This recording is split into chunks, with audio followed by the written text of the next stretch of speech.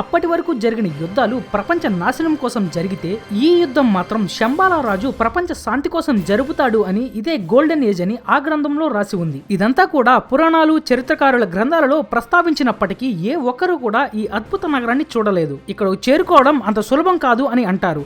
ఒకవేళ కష్టపడి ప్రయత్నించినా అది అందరికంటికి కనిపించదట. ధర్మానికి కట్టుబడి నిజాయితీగా జీవించేవారు మాత్రమే అక్కడకు చేరుకోగలరట. కానీ ఇది ఎగ్జాక్ట్ గా ఎక్కడ ఉంది అనే విషయానికి వస్తే ఎవరు కూడా చెప్పలేకపోతున్నారు.